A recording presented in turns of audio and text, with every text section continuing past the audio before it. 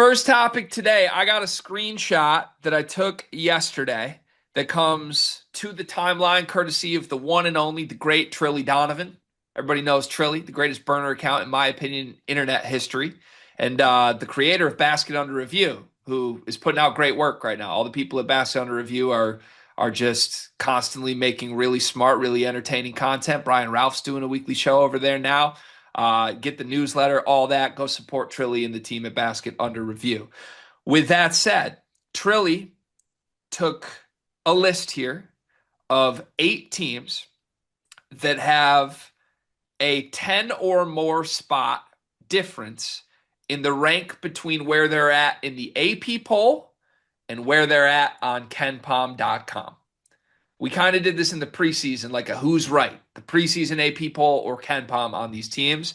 Well, there's been some sizable shifts here. So I want to go through these 8 teams, and basically the analytics either say they are really for real or a little fraudulent based on where they're at in the personal polls. We'll go through these and we'll debate which one feels right. We start with the Oregon Ducks, who have a 24 spot difference. It's the biggest difference that any team has. KenPom says that Oregon is the 53rd best team in the sport. That's down 18 spots from where they were in the preseason. They're 2-0, but they beat Hawaii by 1. They beat Rice by 4. In the AP poll, they are technically, I don't even know how this is real, they're 29th. They must have been in the others receiving votes category. So there you have it. 29th in the AP poll, 53rd on KenPom. What do you think is more accurate for Oregon from what you've seen? And we're just doing this solely based off the 2 games we've watched, not what we think of the roster, right? Kind of a mix. You can go wherever you want. Like if you think it's just been a slow start and they'll be fine, you can speak to that. I think based off what we watched, I would agree with KenPom. I think roster-wise, I think they're better than 29. I think if they can get it together, I think this is top 25 team. They need Shellstad, right? Without Shellstad, I'm not surprised at all. The metrics say they're outside the top 50. They're Yeah. not built to survive a long-term Shellstad injury, and he has a relatively long-term injury right now. The one thing I would say, we put Wei Lin, the international prospect, in our top 50 KenPom players. He's been terrible. He's off the bench in game 2, and he has 5 points on the season. He is 0 for 12 from the floor through 2 games. So to me, that was the Shellstad replacement. And if Wei Lin is not even in the starting lineup after 2 games, I am really worried about this. They're really fortunate to be 2-0, and they need Shellstad back sooner rather than later. Next on the list is Creighton. There's a 20 spot difference here. The poll has them 23rd. KenPom says they are 43rd. Carter just cringed when I said that out loud because he's Creighton's biggest believer. What do you think of Creighton? I agree with KenPom on this one. I did the Gonzaga Creighton preview with Connor. Um, I don't want to say I'm out on Creighton by any means, but boy, do I love Gonzaga. I guess it's last night. Sorry. I love Gonzaga in that game. Jackson McAndrew, especially the card. Like, I mean, what are we talking about? Blake Harper, I don't think is fully ready for this level of competition. And then, I mean, the guy I like the most on the roster is Owen Freeman, and he's coming off the bench at the moment. Yeah, I don't think this should surprise anyone. I've been a Creighton skeptic all year. I think the whole Big East stinks. And if Creighton's supposed to be the third best team, woof, this conference is bad.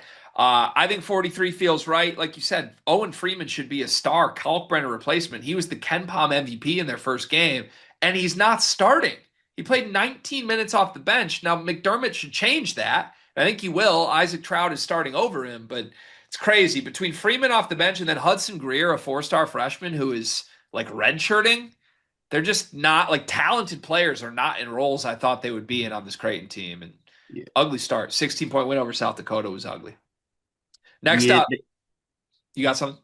I was gonna say that they're a weird roster. I think they have talented guys. I don't think the roster really fits together, and I think that's part of the reason Owen Freeman's coming off the bench. Yeah, I'm with you. Next up, Michigan State, 16 spot difference, the third biggest. 17th in the AP poll after that Arkansas win. KenPom has them at 32 right now. They're down 7 spots from where they were before the season. Ooh, I don't agree with either. to be honest with you. I think they're right in the middle of both. Right in the middle of both.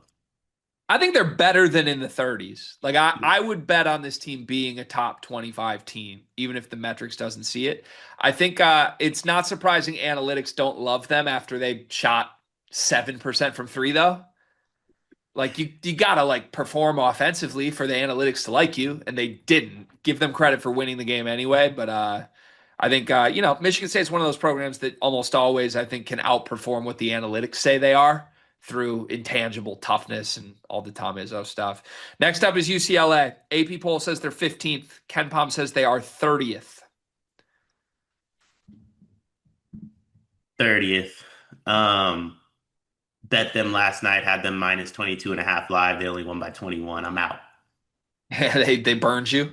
Yeah, they burned me. Also, like for what it's worth, Donovan Dent. I really, really like Donovan Dent's game. Um, Not the like most efficient guy in the world, though. No, he's been a chucker through Yeah, two games for them. Now, he didn't play against West Georgia last night. Maybe that's why they didn't cover 21.5 for you. yeah. But Well, I mean, Trent Perry, like brother, like I mean, just make a three, you know? he was 2 for 5 from three, 9 assists last night too. I was actually impressed with Perry. But anyways, point being, yeah, I am worried. I like UCLA. I still think they're a top 25 team. They're better than 30th or whatever they are on Ken Pom right now for me, but they're definitely worse than I anticipated. Booker's doing a lot for them right now. And he's played well, but that probably won't last all that well. I'm a little scared, ominously, about that. So, not good that Dent's out for game three. Also, that's random. Vanderbilt, 30th per the AP poll, 15th on Ken Pom. The analytics love Vanderbilt relative to the humans. I think I agree with the humans on this one. I don't think Vanderbilt's a top 25 team.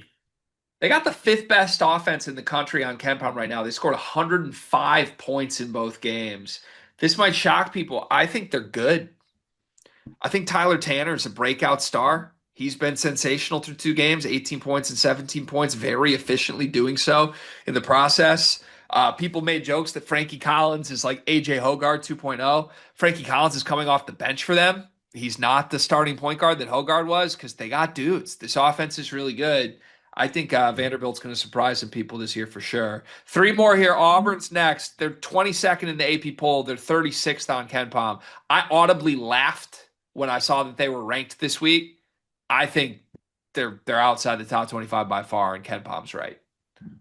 What was the number Ken Pom had them at? 36th on Ken Pom. Can I say both is too high? Yeah, where do you want them to be? I think Auburn's in the 40s. I've been adamant all off season. I didn't love what Todd did. I was pretty out on that decision. Also, like I think I made this point to Riley. When dudes go to the through the whole draft process like that, if they don't think these college coaches are calling every NBA team and saying, "Hey, what did you see?" Yeah. Like that way we can attack it. And I think Tahad's dealing with that, where it's like everything about his game was exposed to 30 NBA teams, and then they exposed it to hundreds of college teams. And I don't think he has like or at least he hasn't found his curveball yet, right? Like he's still trying to throw his fastball. The curveball might come. I'm not saying it won't. I think Tahad's a very, very like really, really good player.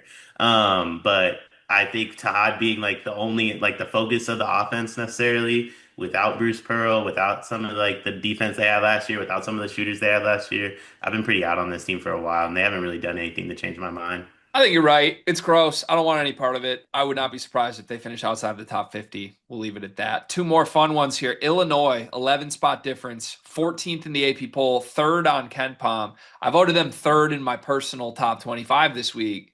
I think they're that good. And I understand Tom Ivicic's injuries hanging over this. They're probably not third in the country without their best player, but they got so many dudes that are just way better than people realize right now. I love this. Wagler's like their fourth best player. He's averaging 26 and 4 right now. We're going to learn a lot about them against Tech. Or I guess I keep doing that. We learned a lot about them against Tech. Well, it's hard because we're recording this before the Texas Tech game, so like half of what I say might end up looking really stupid if Texas Tech blows them out. But no, I'm fine to say I really believe in this Illinois team. I did too. I was going to say, like, even if they lose to Tech, I think that might wind up being two top five teams in the country. I don't think that's necessarily going to end up being like a slight against Illinois if that's what happens. Yeah. But yeah, I'm really in on this team. I love Baby Merck. And as long as he's on the roster, I'm going to have them very high. Call him Baby Merc. Yeah. Because he's really Baby Dre. But like, it's disrespectful to compare him to anybody else, so he's just Baby Merck to me. So you just replace the guy you're comparing him with his own name. Yeah, yeah, because he's only Merck. He's the only Merck. The only person you can compare him to is himself. Yeah, he's he's yeah, Merc. yeah. He's Baby Merck. I don't know why that's so funny to me, but it is. Last one here is Gonzaga. They are 19th in the AP poll, 8th on Ken Palm, 11 spot difference. They looked really good against Oklahoma. I think it's a little different than they anticipated because hashtag not my Braden Smith did not look all that good starting at point guard. But Mario St. Super Mario had 6 assists and looked pretty amazing off the bench. So I'll get out in front of this. We haven't talked a ton about Gonzaga. I think this defense is amazing. Yeah. Like maybe the best defense in the country with all the wing defenders that they have. They're gonna have to figure things out offensively. It might not always be all that pretty. I don't think they're a great shooting team. They shot 27% in game one, but I like them. I think they're closer to a top 10 team than outside of it. Um, I have him. I don't know where I put him at, but I agree with Kempom. I think this defense is phenomenal. I mentioned it. I don't think they're going to shoot. I think Adam Miller was 2 of 7 in their last game. He's not going to do that. Not that 2 of 7 is bad, but he's not going to do that again. I love this Gonzaga team. Like you said, the length on defense. Also, like on the Gonzaga Creighton preview, I mentioned this to Connor, and it's fair. There's a million really, really good freshmen, and then there's Braden, TK, so on and so forth that are returning. I think there's so many really good players in college basketball. I think we forgot how good Graham Ike is too. He's also really, really good to go along with that defense, to go along with some of those guys. And Tyon Grant Foster, I think is going to kill the competition that they have as well. Like it's the perfect level for him. Um, our guy Christian, I don't know how to say his last name. Oh, Jack Gian? Yeah, so he has a bet plus 1,200 to make the Final Four, and I saw his reasoning for it, and an incredible bet. They're a lock to make the Sweet 16, and then, like he said, and then at that point you just need two. And I think this defense can hang with anybody in the country. Yeah, I like buying Gonzaga this season. I'm pretty in on the formula. All right, there you have it.